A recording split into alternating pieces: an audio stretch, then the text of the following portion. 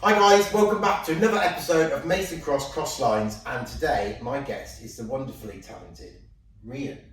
Hi. Hi Rhian, how are you? You okay, darling? I'm fine, thank you. Such a lovely day today. It is, and I'm very happy that you agreed for me to come and interview you because I'm a big fan, genuinely.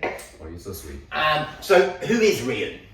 Rhian, well, for those that don't know me, I am a singer, songwriter, producer. That's who I am.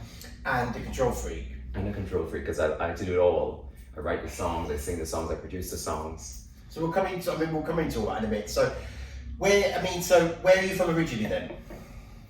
I was originally born, I grew up in Trinidad and Tobago, a little island in the Caribbean. Oh really? Yes. Okay, so when did you move to the UK?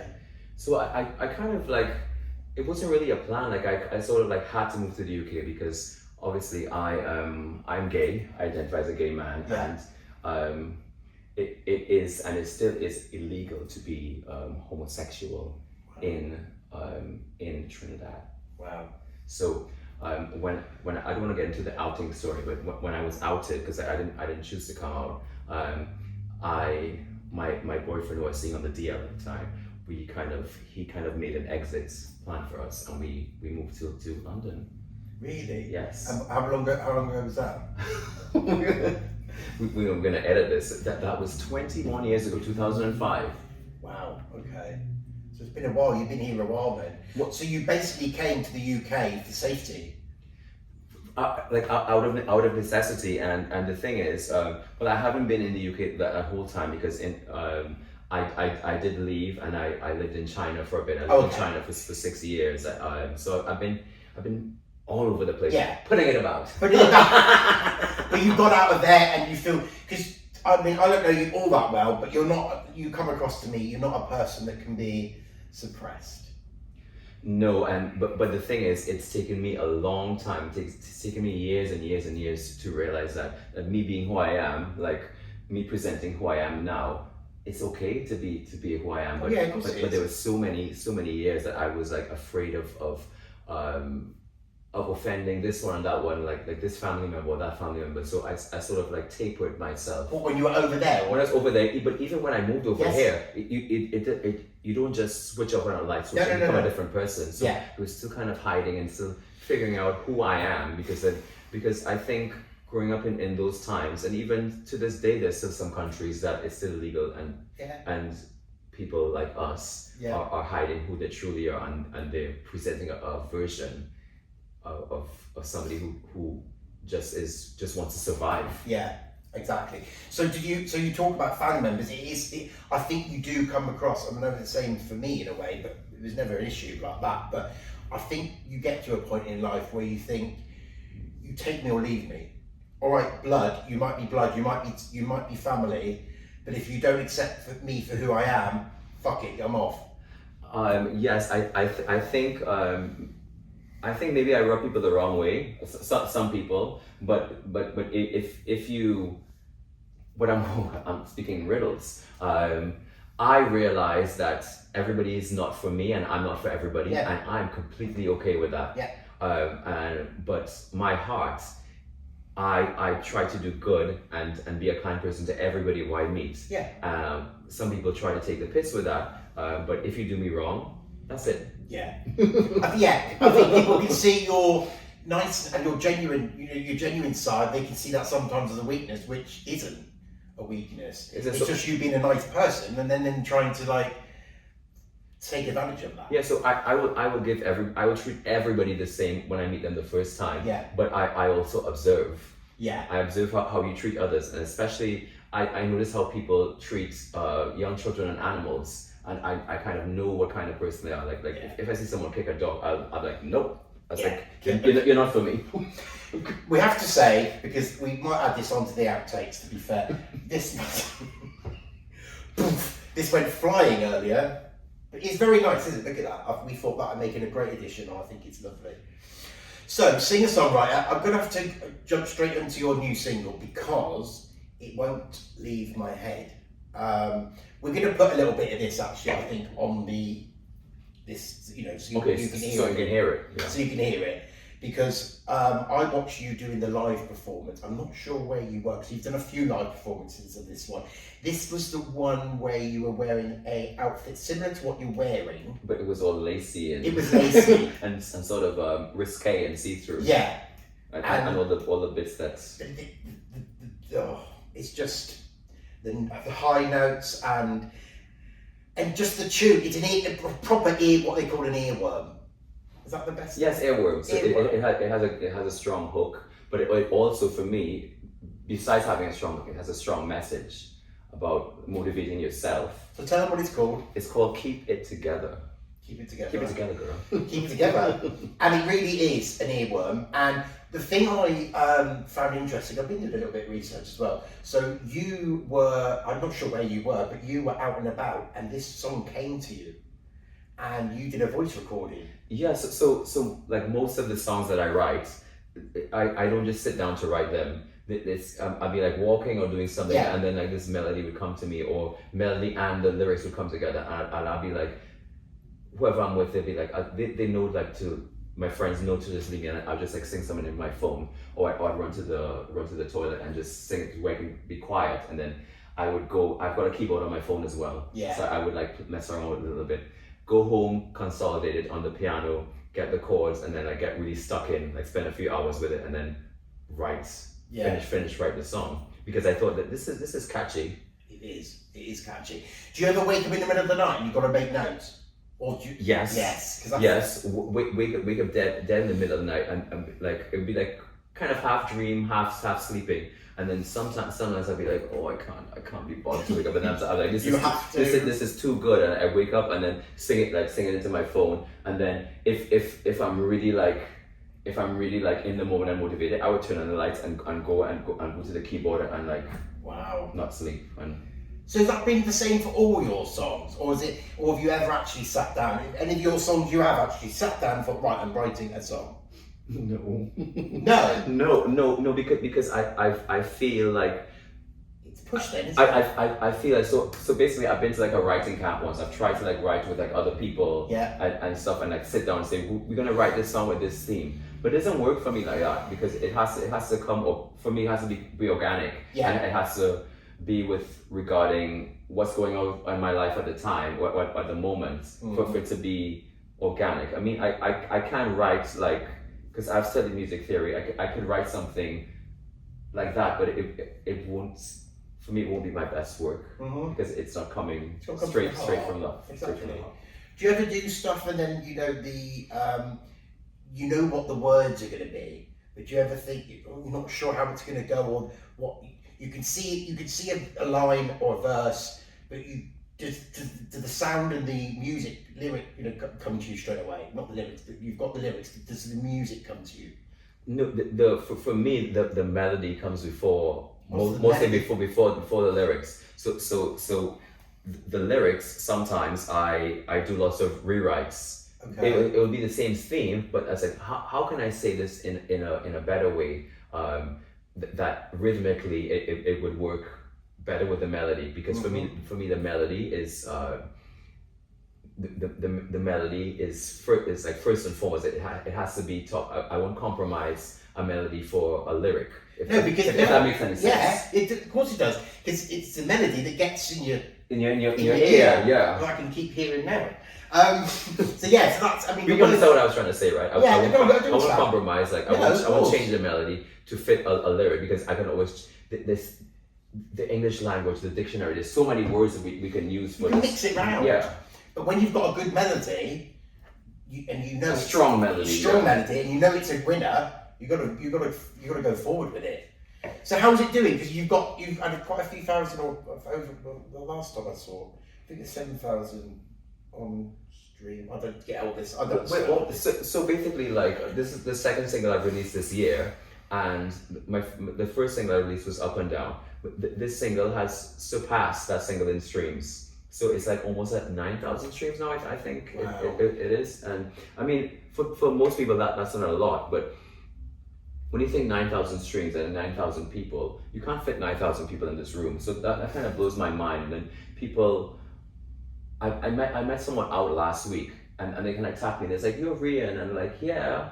and they're like, "Oh, I really love your music," and I was like, "Thank you." That means that so much to me because like as a little boy growing up, music like as a little gay little boy growing up, music was like my solace and and what kept me going. Escapism sometimes. Yeah. And it tells a story, and I think that's lovely. And then you can go out, and then that must hit home when you go out and someone actually recognises you. You think, oh wow, I'm being recognised. Or if someone, you know, when I messaged you that day and I said to you, God, that song won't get out of my head. I genuinely thought, on my heart, meant it. It's genuine, it goes around, you know, and that must feel good to you because you think, it's doing. It's doing what it's supposed to do, like connecting people, and it means something to you. And they loved it. Where were you performing that day, by the way? Did you perform at the same place? Because it looks similar to the layout. Yes. So that video last November, I did like my first sort of like headline show where it was just me. Pressure. Yeah. Because I felt like I was ready to do my own show, not just being a supporting act or doing like a 15-minute set. I did a full show, like full hour and 45 minutes. I was at the Phoenix Arts Club in Soho. And this April, I did it again. The show is called Fierce and Fabulous. When you go in next on stage, you know your next. I bet you're busy with Pride tonight. My next, I will be in Soho Square at Pride in London at the Soho Square stage, the official Soho Square stage. Not the big Trafalgar Square stage, but one day I will be there. Yeah, one day I will be on that headline that stage. You will be. But I so the July 4th, Pride in London, Soho Square stage. Are you not doing that? The As1 Festival. Yeah. I'm doing the As1 Festival. That's on the 18th. Oh, you are doing July. that? Yes, brilliant. I'm doing that as well. I'm gonna be there. So that'll be good. Because you're an ambassador for that as well, aren't you? I'm an ambassador for that as well, and I'm performing for that as well. So you're looking forward to that. What's your biggest crowd you've had? What's your biggest audience you've had? Because that's going to be quite a big one, isn't it? That would be a big one. See, there are many stages, so I'm not sure where they will put me. There are many stages. There are many stages, so I'm not sure where they put me. I'll probably be on the cabaret stage, which is no, it's still a stage. It's still a platform. I know it is, but I don't think. I did it last year, and personally, I don't think you should be there. It's okay. Like I'm okay like with being here on this point in my journey. I'll take my ambassadorship away now. I've said that. I know that everything doesn't happen overnight, and I'm not an impatient person, and I know it hasn't even been 4 years. Like this year will be 4 years that I started releasing music, and I feel like I'm being consistent and I'm showing up, and I'm writing. I'm constantly writing and releasing music. I'm constantly making new connections, and I know that I can't be on the big stage right away. No. But one day I will be there. You will be. Have you ever thought about going on to one of these? And what are your thoughts on these talent shows? Britain's Got Talent, X Factor. Would you, or have you? I mean, I don't know. Have you ever done that? Have you been on any of these? I don't know. I've never applied, but it's funny you should say that. So the end of 2022, Britain's Got Talent reached out to me. They scouted me through my Instagram profile. Okay. We the producers, we had a phone call. We chose songs. The Friday that I was supposed to go to filming, they phoned me up to say we were doing some cuts, and unfortunately you were one of the cuts. It's not to reflect on your talent or whatever, but I wouldn't say no to it, but I'm not chasing it in that way. I feel like I'm doing my own thing, and then so like yeah, they were looking at me like I didn't go. No, you didn't go to them. And then I think the following year the same thing happened with The Voice. I was like okay. Oh yeah, The Voice.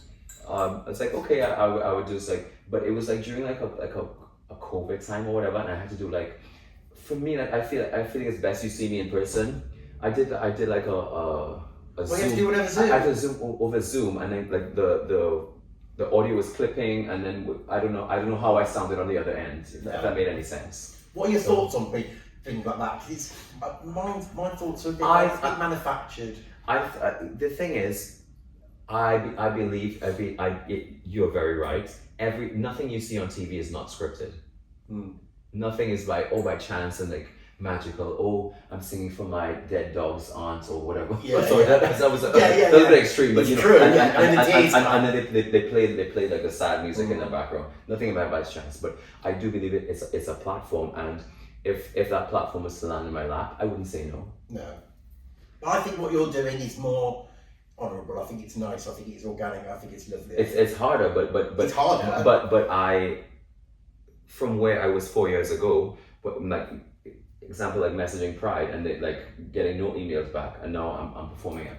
So like little steps, and they say like there's no such thing as overnight success. Do you not? Because I think you would have been able to snap your hands off. I might be wrong. You might have done it. Do you not approach any of the prides, like the Birmingham Pride, for instance, or Leeds Pride, Manchester? Do you? I have. Oh, you have. And most of them I like the bigger ones. I just don't get a reply back. Well, you need to. Well, I don't get a reply, and some would say that our roster is booked, or like the independent artists we're looking for local, local talent. So I get that, but yeah, I do apply. Good. I was going to say Maybe me to be your manager, couldn't I? You need to get that Brighton Pride, yeah. I would like Brighton Pride. It's like a dream of mine. So if you're listening, Brighton Pride, and I mail them every year, but well, maybe next year, babe. Wednesday is at the end of August. It's always the first weekend in August. So this year is the 31st of July and the 1st of August. We'll come on to your little favourite singer in a minute, but I believe your favourite singer was playing there last year, wasn't she not? Yes, she was. Yeah, that's more than she can these days. Sorry. I love her. So I have to ask. We've had a little chat off camera about musicians and who we like and voices. Who would be, so you understand the difference between favourite singer and performer, blah, blah, blah. Who's your favourite female singer of all time, the voice? Female singer of all time, it's a whole package, because this person writes and produces their own songs as well. So it would be Mariah Carey. And yeah, but what about, would she come under, because she doesn't put on she's never been one to put on I don't even listen, 1 minute. I know. Before I get the glass smashed over my face. What I mean was, she would never put on she's more balanced. She would never put on a show like Beyonce would. No, I wouldn't say she's more balanced, because she does have the up-tempo songs, but yeah. But the production, like the show, is all behind her. Yeah. So she's just sitting there singing, and she's had a lovely voice. I mean, I remember growing up, we used to listen in the car, me and my sister, and we used to listen to her album Music Box. Hero, with Hero on it. Hero and Without You. And we used to go round and round, and then to one day we had tape cassette and chewed up the tape, and my sister went fucking mad. That was a long time ago. That was a long time ago. We used to listen, we had Madonna, The Immaculate Collection, we had Mariah Carey Music Box, Kylie Minogue, Kylie, the first album. I think those three female singers' names you mentioned, I'm so happy, because there's so many singers that I grew up listening to, and they're no longer here. But that's what I'm saying. I'm happy that they're still here. Oh yeah, Like Whitney. I cried when Whitney Houston died. That broke my heart. Yeah, Michael Jackson, Prince, Amy Winehouse, no longer here. So many that are no longer here. But I'm happy. Karen Carpenter. I'll come on to that. So your favorite performer?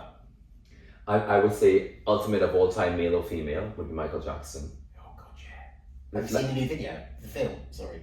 Yes. Amazing.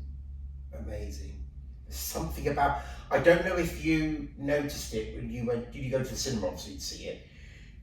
I was quite taken, I took my niece and nephew, and they're 12, they're twins. And there were kids from, I mean they shouldn't be there really, because there were kids from like probably 9, 10, because it's a 12, isn't it?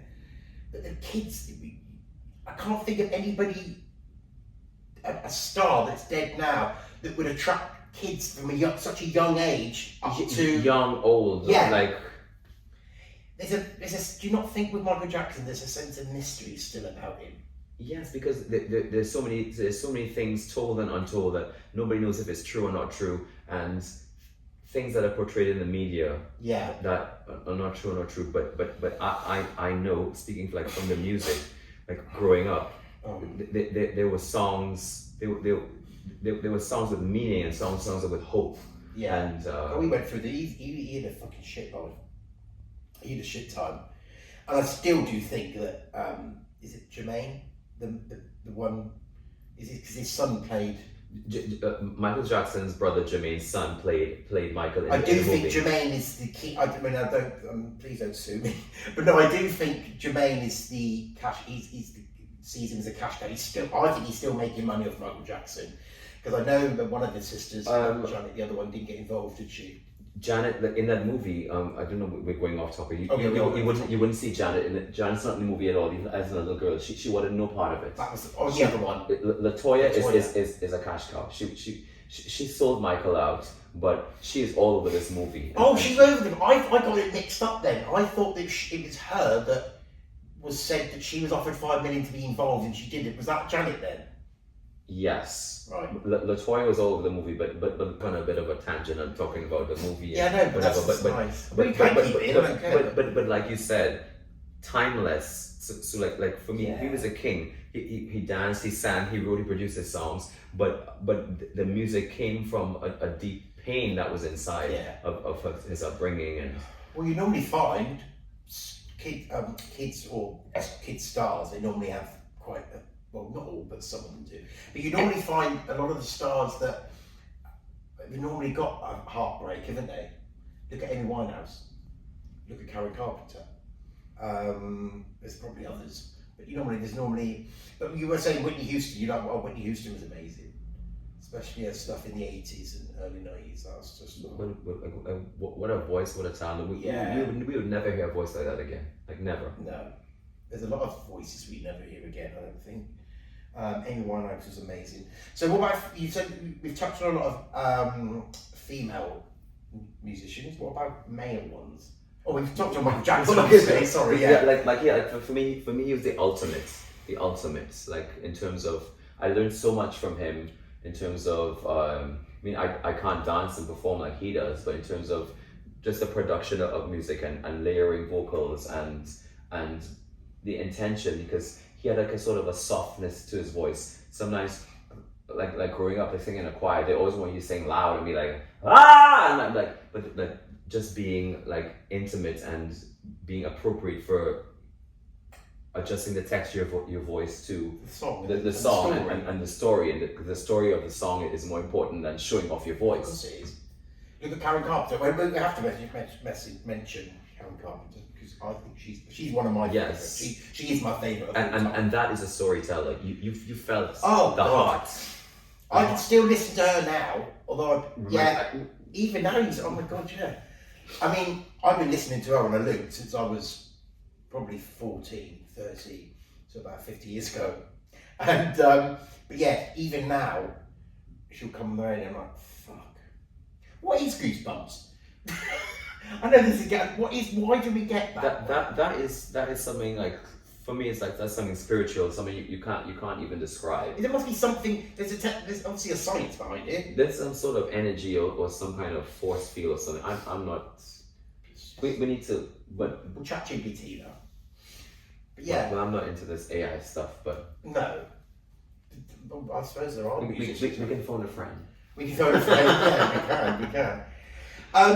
Where do you see yourself? I mean, what's your dream? What is your end goal? If you could, it's going lovely or organically. There's really no end goal, but where, for example, where would I like to be in 5 or 5 years? Like 5 years? Yeah. I would like to be on a bigger stage, because I feel, not to be in a big-headed way, I feel like I've got the talent and I've got the songwriting ability, that ability to be on a bigger stage and connect with bigger audiences, and work with. You've got the personality. And work with people in the industry, like bigger people. You hit some really, really high notes, by the way. And does that worry you that you're not going to be able to hit them in? Because that's kind of I think your high notes are going to end up being your signature. Do you know what I mean? When you see some stuff, Mariah Carey was always one for it, wasn't she? But when you hear, it's like, whoa. It's because I was listening to Rhian's song on the way down on the train. Without headphones? Without headphones, because I don't have any headphones. And I was listening to it again. Just disrupting all the probably. Well, I listened to it again and again and again, and then the guy asked for the ticket, so I did the ticket. And then he went back round again, and he's like, "Wah!" And I was like, "Ah!" Like, yeah. And everyone was like, I was like, sorry guys. Fucking hell. So yeah, I think that's going to be your. You've got a lovely voice in there, but I think that's going to be a bit of your. I think it's already like sort of my signature because Signature. like people come to my shows and they sort of expect that. They're waiting for it. But what I would get into I don't think I'd ever lose that because I'm really cautious about this is my joy. I take care of it. I'm sorry, we're drinking no Secco. There's no alcohol to dry out our voices right now. And that was a part of my voice that I grew. Sorry, let me backtrack a bit. So I learned to sing because I grew up singing in church and I had to arrange for the church choir. So I had to learn to sing all the parts in the choir, from the to the so all the parts. So I had to be able to, and not everybody read music in the choir, so I had to be able to sing it for them. Say, I said, I want you to sing this. Yeah. And that's how I learned to develop that side of my voice, and also listening to female pop divas. Yeah. Like speaking to, because growing up I wasn't allowed to listen to secular music, and I had to sneak to listen to the radio when my dad wasn't at home. Wow.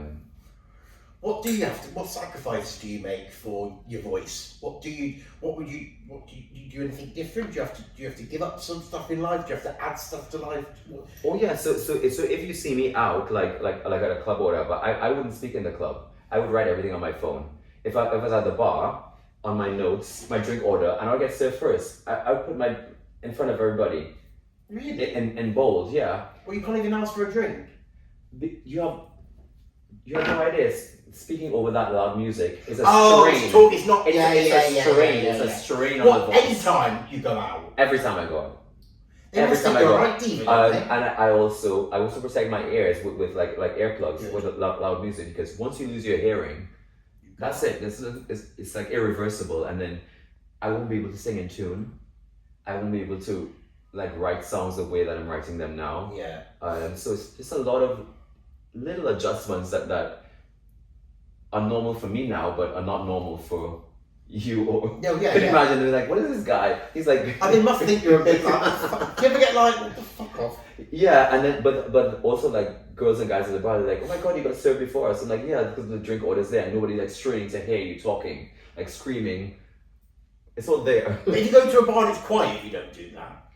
If the music starts blasting, blaring, or that's a good way of doing or if the bartender was cute, I'd come up really close and I would come up really close and whisper in his ear. She's getting me wet today. You stay right there. You stay right there, Rhian. Rhian's everywhere today. You put me off now. I don't know what I was going to say. Oh yeah, I might do that. You know, it does make sense actually why people don't do that. Because my hearing's not great, and I couldn't work behind a bar because I'm like, it's like the two vodka Red Bulls, bottle of water, vodka gin and tonic, listed out. Just put it up. I'll probably get a fucking bartender that can't see. One that can't read. Yeah. I'm like, no, I didn't ask for that. Have you? Do you fancy? I mean, is there anyone?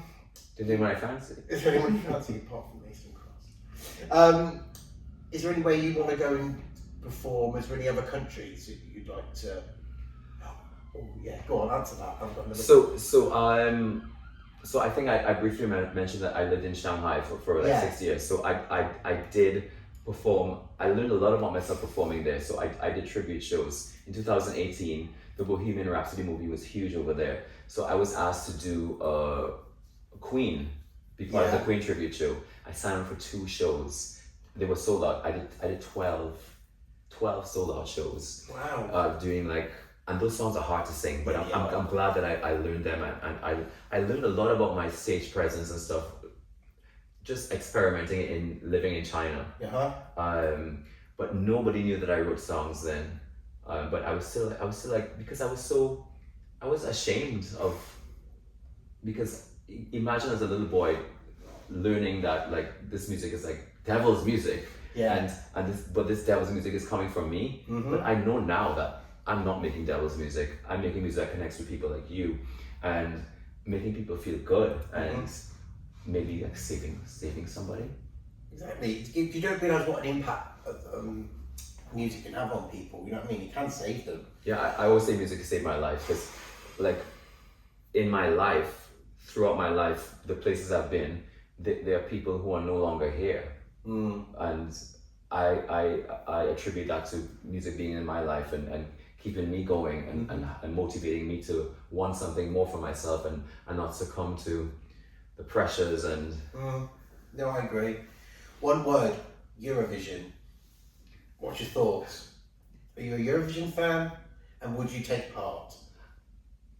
And who would you represent? No. I have never actually watched Eurovision, but No, I don't know. but I mean, if somebody asked me to write a song, I wouldn't say no.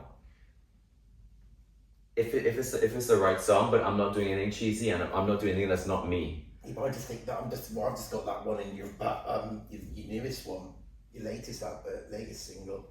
Well, it's not eligible. It has to be not written. I know the rules. It has to be, the Eurovision song for the following year. It has to be not released by September of the year before. Gee, fuck that up. You can't do that now. Yeah, but I can write I can write a change song. one of the words. No, but keep it together. But what I'm saying, like, I've seen some of the entries and stuff, but I don't want to be doing anything that's cheesy and not representative of who I am as a person. You see this shit? Just to be a gimmick. We love everybody. This year's, This year's I'm gonna leave it at that. Yeah, okay. Yeah, we'll leave that there. What kind of music you're not keen on?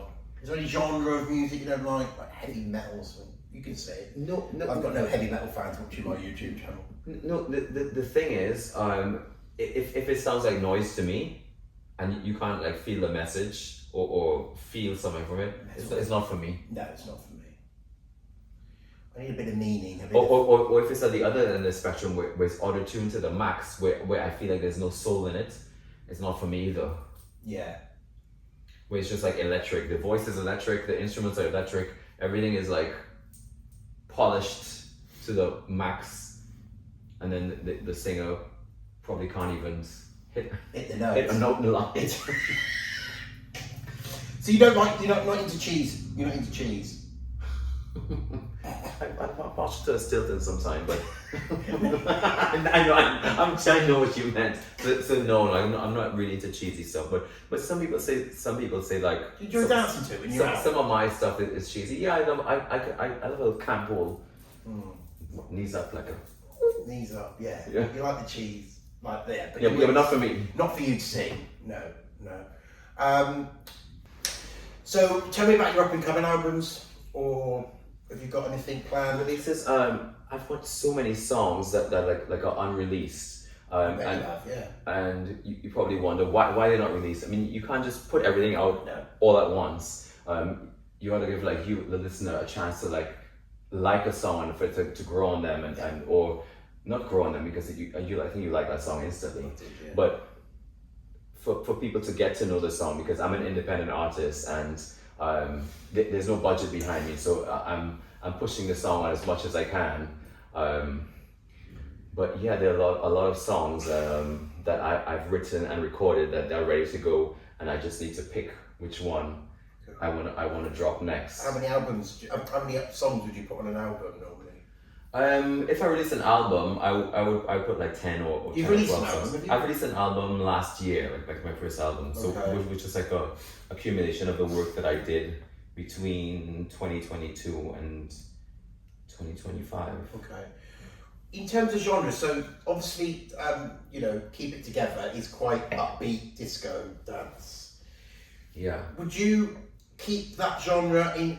Say you were to release an album with that song on it, would all the other 9 songs be that kind of tempo, or would you mix some slower ones in as well, or would you kind of keep one genre per album? I would say no, because just being who I am is not just one thing. I think you speaking to me now, there are different sides to me, different moods to me. Bitch. You were really bitch when I came in. She slapped me and said, "Get on that sofa now." That's a My dad's a preacher and I grew up singing in church when I was 4 years old. That could never be me. And the maid brought this in. You call her if she comes out the cupboard. Concealer, whatever your name is. Consuela. Consuela, sorry. No, to answer your question, just like my favorite singers growing up, I think I kind of taken on some of that. Like Michael Jackson had ballads, he had up-tempo songs. Mariah Carey had ballads, she had up-tempo songs. Yeah. Like for me, I grew up singing in church, but I have lived all over the world. I mean, I've partied in LA, I've lived in Shanghai, I've clubbed in Thailand, I've lived in the UK. So there are a lot of songs with like a harder like tech house edge to them. Mm-hmm. But there's also like a ballad that I performed live for the first time last month in my show at the Phoenix. But it's a really like heartbreaking ballad. So I'll definitely have to include that. So you would mix, yes. I know you would do different do ballads, but you would mix it up on one album. Yeah? I would put it on an album, just like how I chose to like sequence, put the order of the show. Yeah. The songs would sort of like tell a story, and I would maybe have to write like little interludes to bridge the tempo songs with the ballads, but it can definitely work. Would you always start a show with a high and then end it on a high?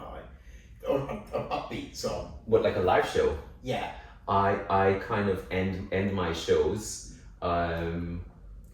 sort of giving the audience something to think about. So it's usually a ballad or something like an a cappella moment. Oh. Like the first show I did, I sort of always ended my show singing a cappella Whitney Houston, I Will Always Love You. Mm-hmm. But I didn't end my show with that last time because the audience who came to the Phoenix for the first time, they know that already, and so many people came back. So I sang Heal the World by Michael Jackson because I feel it's something that we need.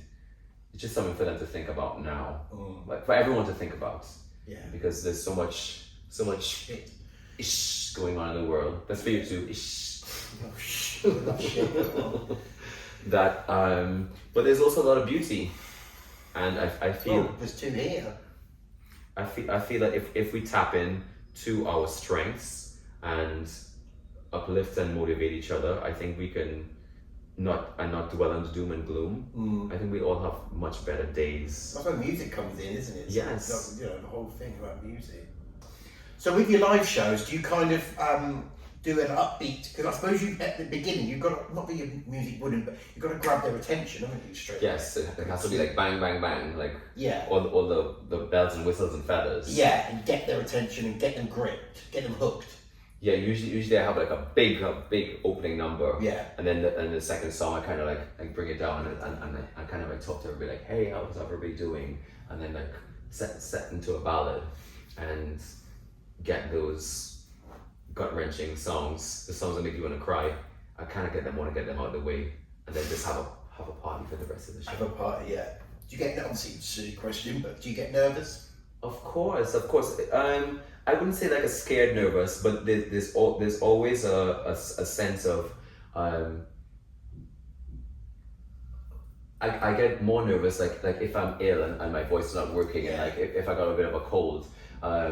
But I've been performing for so many years and working on my craft and practicing that I know my voice enough to like, okay, today I'm not gonna go there, but there are other parts of my voice that I can use to. You can still do it, but bring it down a tone if you're not feeling 100%. Yeah.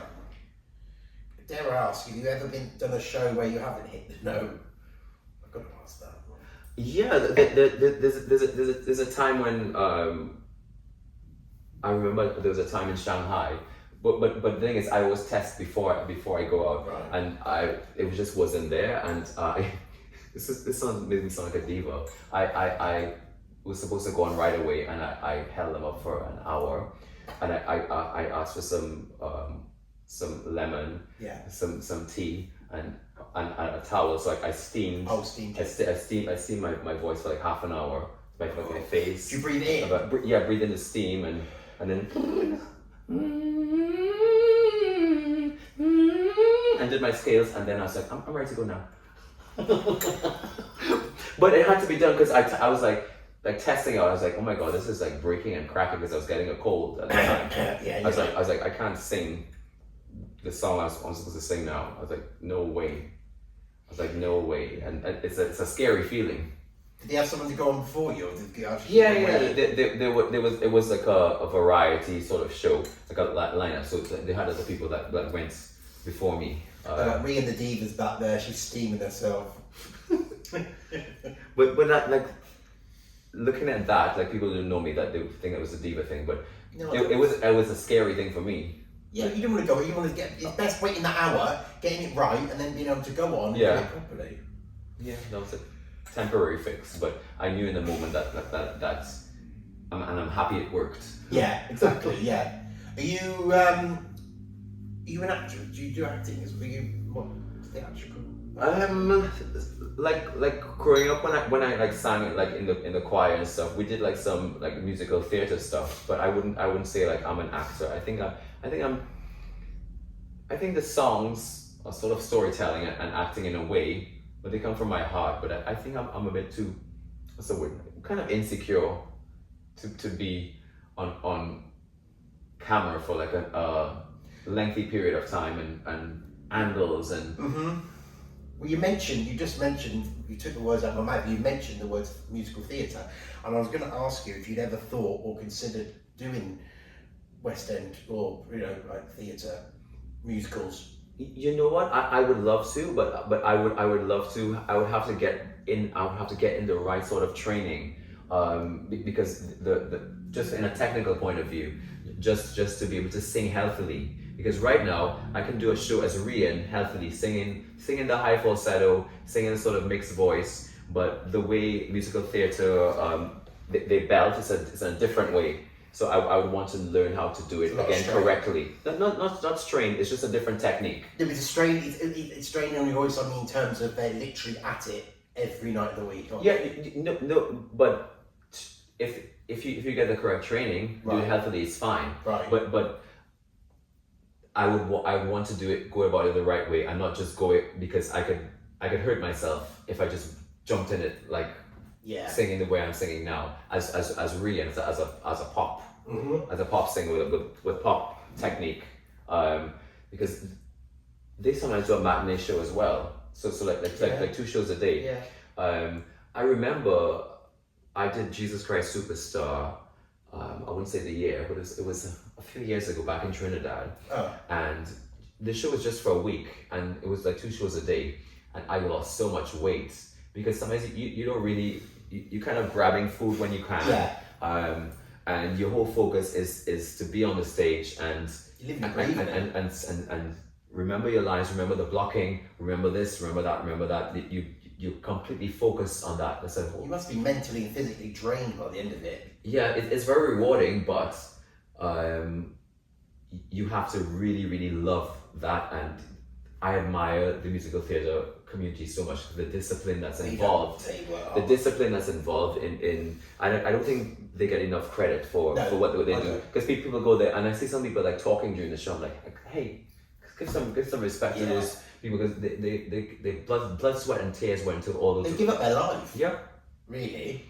Because like you say, there's 6 days a week, and then 2 of them are fucking matinee and then evening.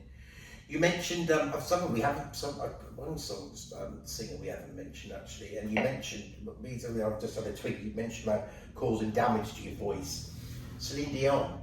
What do you think of Celine Dion? I think she's amazing. I think she's amazing, and I also think she's amazing as a person, just to be forthright and speak about her illness, because there are a lot of singers and a lot of singers who would just hide away and maybe have a PR spin or have something, but they won't be so honest about their illness, and that takes a lot of strength I watched that video, really upset. It was sad, really sad. But she is touring again. She's added more Paris dates, so I'm really happy, and I hope she comes to London. And I hope she hits the high notes, and I hope she's back to herself, because she's got an amazing voice, and she's still got it.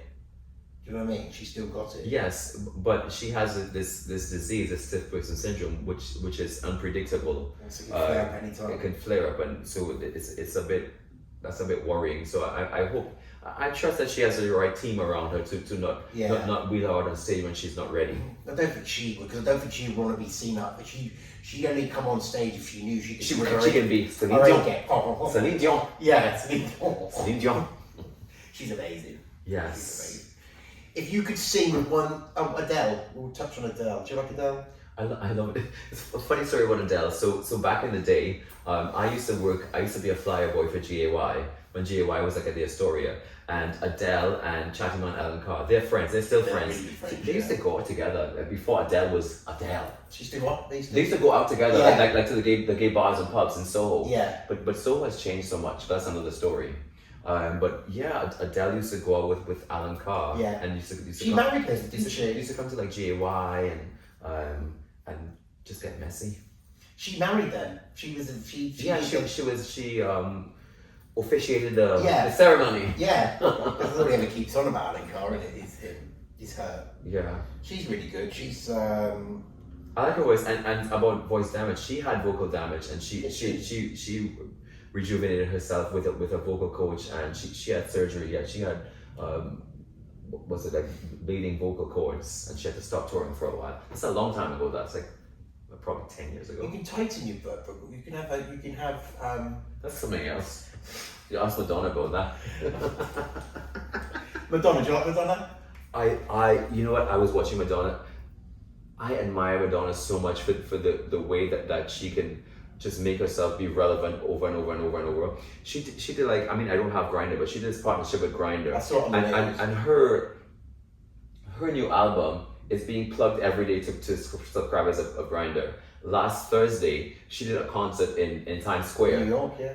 But just Grindr branding and amazing, the marketing, like the geniusness of whatever team is behind her. She wasn't stupid. And she's still going. She knows her audience, and she's catering to the audience. She's marketing to her audience. She loves the gays, doesn't she? And well, the gays love her, so whether she loves them or not, she has to love them. That's true. she can release a Sing in the Phone book, and she would. An album would become #1, wouldn't it? Do you know what I mean? She's just they buy it. They buy it. No, we'd buy it. We'd buy it. But I was just admiring like the longevity and for me, I want that. I don't want to be like, just have one song be a hit and overnight. Yeah, Chesney Hawkes. You know Chesney Hawkes? I've heard. Yeah, I know. He's like a one-hit wonder. Yeah. You don't want to be one of them.